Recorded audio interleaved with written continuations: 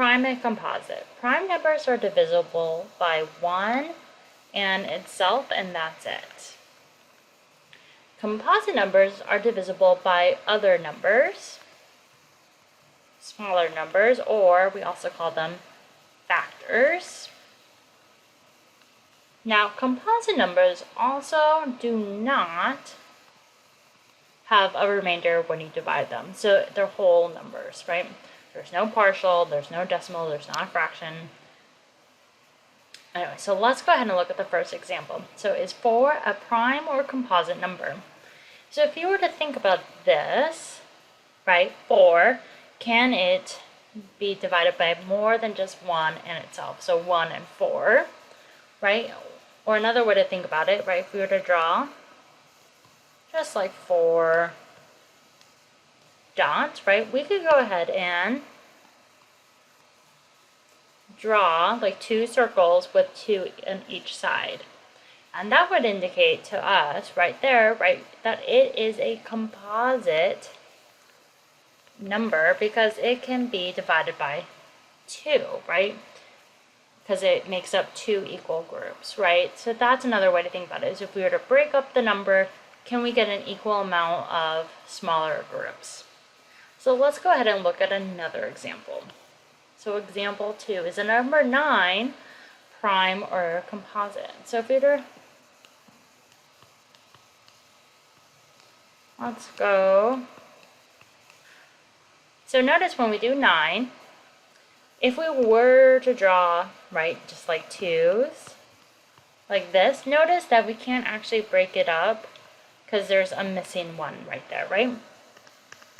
So let's go back.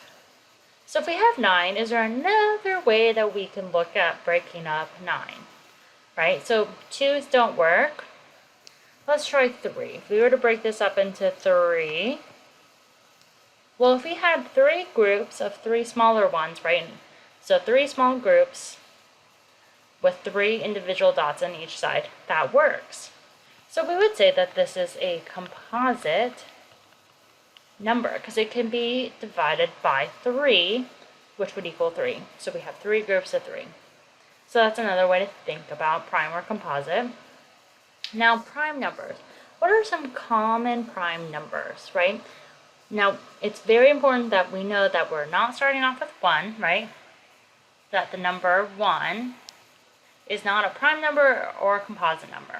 So let's start with prime numbers. So we have 2, 3, 5, 7, 11, 13, 17, 19, you can go on to 23, 31, and so forth. But those are the first prime numbers, right, when we start, right, if we started at 1 and just moved on, but we're not including 1.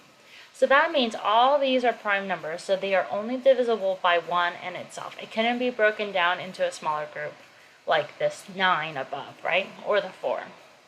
So now let's go look ahead and look at example 3. So example 3, is 43 a prime or composite number? Right, so if we were to have 43, if we think about this, right? Now we could go ahead and draw 43 dots, or we can go ahead and just see if there's a couple of things that it could be divided by. So it can't be divided by 2, because if we notice this, right, this ends in an odd number. So it's not even, so 2 is not divisible by it. Or 43 is not divisible by 2. Now 3, let's look at 3. So 43, can 3 go into it? Like, could we make 3 groups of something? So 3 go into 4 one time, 3, we subtract, we get 1, then we get 13. As we bring it down, 3 can go into 13 4 times, and that's 12. And so notice that we have a remainder. So that doesn't work. Now, what about 4? Well, if we remember, 4 times 11 is equal to 44, so this isn't going to work either, right? Because it's going to be about 10 and then something else, right? Because 4 times 10, that'd be 40. We get 3 as a remainder. So that also doesn't work. We know it can't be 5 because 5's end, if you were to divide by 5, you need this number to be either a 0 or 5. And so we can say then, therefore, that this is a prime number. This can't be divided by any other number, like a smaller number, and to get into like equal groups like we did like right here. So we did a few, right? We know it wasn't 5. We did 3, 4, and 5.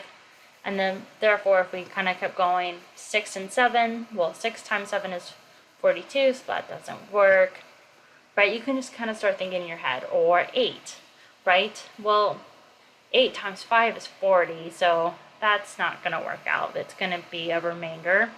And so we can just keep going, right? We can go 9. Well, that's not going to work out because 45 should be the number, because 9 times 5 is 45, right? If we go 9 times 5, that should be 45. So anything less than that is going to be a remainder, because it doesn't equal a whole number. When we do division, right, it's the opposite of multiplication. So we're just kind of looking at it backwards this way. So we can see that this is a prime number. Now let's go ahead and look at the last example. So example 4, is 93 a prime or composite number? Well, notice that 93 ends in a 3 and there is a 9. So let's go ahead and just right off the bat, let's see if it can be divided by 3. Well, 3 can go into 9 3 times. 3 times 3 is 9. We subtract, right, we get 0. Bring down the 3. Well, 3 can go into 3 1 time, so that's 3. Subtract, we get 0. That's 31. So that means 93 is a composite number. It can be divided by other numbers besides 1 in itself, like 3 or by 31. And so therefore, it's a composite number. And we don't even have to look at to see if it's divisible by any other numbers, because we just already know it's composite.